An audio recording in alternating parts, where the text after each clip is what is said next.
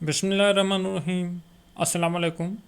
Second year Urdu غزل number 2 میں فیض احمد فیض کی غزل کے اہم معروضی و مشق سوالات کے ساتھ نالج ود کلندر کی جانب سے خوش آمدید۔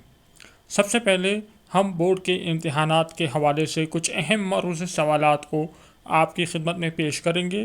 بچوں، یہ سوالات بورڈ کے امتحانات کے حصہ اول میں آ سکتے ہیں۔ بہت امپورٹنٹ پوائنٹ ہے جو ہم نے یہاں سے کلیکٹ کیے ہوئے ہیں۔ تو چلیں ویڈیو کا آغاز کرتے ہیں۔ سب سے پہلے ہم معروضی سوالات کو دیکھتے ہیں۔ درست جواب پر ٹک کا نشان لگائیں۔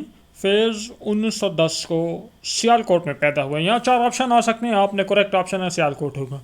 فیض کو راولپنڈی سازش میں 2.5 سال کی سزا ہوئی۔ فیض احمد فیض کے پہلے مجموعے کا نام نقش فریادی ہے۔ فیض احمد فیض کو پیکر تراشی میں خاصا ملکہ حاصل تھا۔ فیض احمد فیض کو کون سا ایوارڈ ملا تھا؟ لینن آمرن ایوارڈ۔ جس دھج سے کوئی مقتل میں گیا وہ شان سلامت رہتی ہیں۔ نمبر 7 میدان وفا دربار نہیں یا نام و نسب کی پوچھ کہاں۔ اور نمبر 8 سچ شکر کہ اپنی راتوں میں اب ہجر کی کوئی رات نہیں۔ اب ہم اس سبق کے مشقی سوالات اور ان کے جوابات کی طرف آتے ہیں۔ پہلا سوال، اس غزل کے قوافی لکھیں۔ قوافی وہ ہوتے ہیں جن میں ایک جیسی آواز ہوتی ہے، تو اس غزل کے قوافی درج ذیل ہیں۔ تو قوافی اس غزل کے ہمارے پاس ہیں مات، ذات، ہاتھ، حالات، رات اور بات۔ اگلے سوال کی طرف جاتے ہیں۔ سوال نمبر 2، کوچہ جانا میدان وفا نام و نسب کون سے مرکبات ہیں؟ جواب، کوچہ جانا اور میدان وفا مرکب اضافی اور نام و نسب مرکب عطفی ہیں۔ سوال نمبر 3، غزل میں سے 2 حروف عطف، حروف اضافی اور حروف جار تلاش کر کے لکھیں۔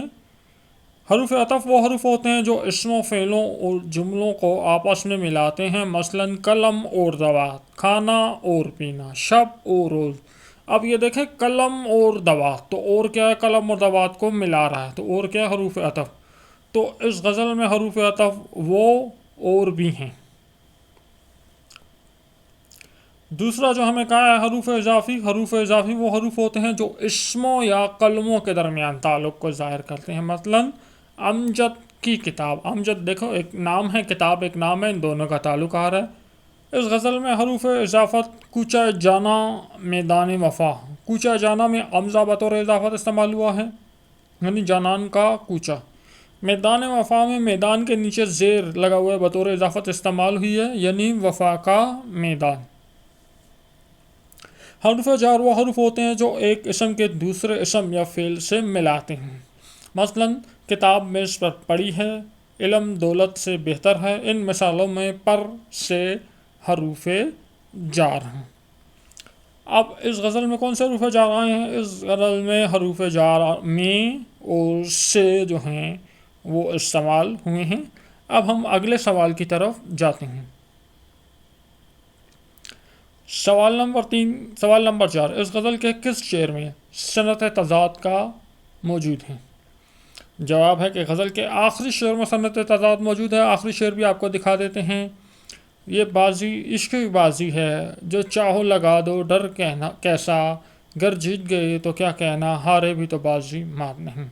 درج بالا شعر میں ہارے، جیت اور ہارے صنعت تضاد کے طور پہ استعمال ہوئے ہیں۔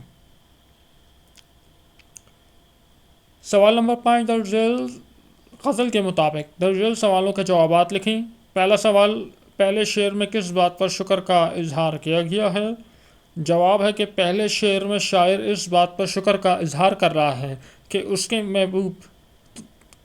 محبوب تمہاری یاد اس کے دل میں اس قدر رچ بس گئی ہے کہ وہ ہر پل ہر وقت اپنے محبوب کو اپنے پاس محسوس کرتا ہے اور اسے رات کو تنہائی محسوس نہیں ہوتی۔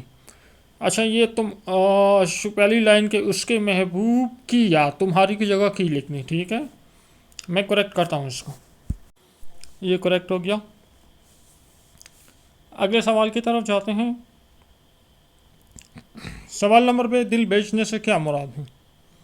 جواب: دل بیچنے سے شاعر کی مراد قربانی دینا ہے، یعنی دل و جان کی قربانی دینا۔ جب انسان کسی کو بے پناہ چاہتا ہے تو وہ اپنا تن من دھن سب کچھ محبوب پر قربان کرنے کو تیار ہو جاتا ہے۔ اس جملے سے شاعر یہ کہنا چاہتا ہے کہ وطن ہمارا محبوب ہے اور اس لیے اس پر اپنا سب کچھ قربان کر دو۔ اگلا سوال: تیسرے شعر کے مطابق کس انداز کو دوام حاصل ہے؟ تیسرے شعر میں شاعر کے مطابق ہمیشہ زندہ باقی رہ جانے والی چیز وہ جذبہ جس سے سرشار ہو کر انسان بڑی حوصلہ مندی کے ساتھ موت کو گلے لگاتا ہے، یہ ہمیشہ زندہ رہنے والا، یعنی اس جذبے کو دوام حاصل ہے۔ اگلے سوال کو دیکھتے ہیں۔ اگلا سوال ہمارے پاس ہے: میدان وفا اور عام زندگی میں کون سی چیز مشترک نہیں ہے؟ تو شاعر کے مطابق میدان وفا اور عام زندگی میں نام و نسب مشترک نہیں ہیں، یعنی وفا کے میدان میں نام و نسب کا نہیں پوچھا جاتا، جبکہ عام زندگی میں نام و نسب کے بارے میں پوچھ گچھ ضرور ہوتی ہے۔ اگلے سوال کو دیکھتے ہیں۔ اگلا سوال ہمارے پاس ہے: عشق میں جیت اور ہار کو ایک جیسا مقام کیوں دیا جاتا ہے؟ تو اس کا جواب ہے: عشق چونکہ ایک خالص اور سچا جذبہ ہے، اس لیے ہار جیت کی کوئی اہمیت نہیں ہوتی۔ عشق میں ناکام ہونا بھی کامیابی ہی ہے، کیونکہ انسان اپنے سچے عشق کے لیے قربانی دے کر بھی سرخرو ہوتا ہے اور سچا عاشق ہار کر بھی زندہ و جاوید رہتا ہے۔ اس لیے عشق کی بازی میں ہار جیت کو ایک جیسا مقام دیا جاتا ہے۔ تو بچوں، اس کے ساتھ ہی ہمارا آج کا لیکچر اپنی اختتام پہ پہنچا۔ اگلے لیکچر میں ایک بار پھر آپ کی خدمت میں اگلی غزل کے ساتھ حاصل ہوں گے۔ ویڈیو پسند آئی ہے اس کو لائک کریں، اپنے دوستوں کے ساتھ شیئر کریں، کوئی بات ہو، کوئی سجیشن ہو ہمیں کمنٹ سیکشن میں ضرور بتائیں۔ نیکسٹ ویڈیو میں ملاقات ہوگی، اپنا خیال رکھیے گا، اللہ حافظ۔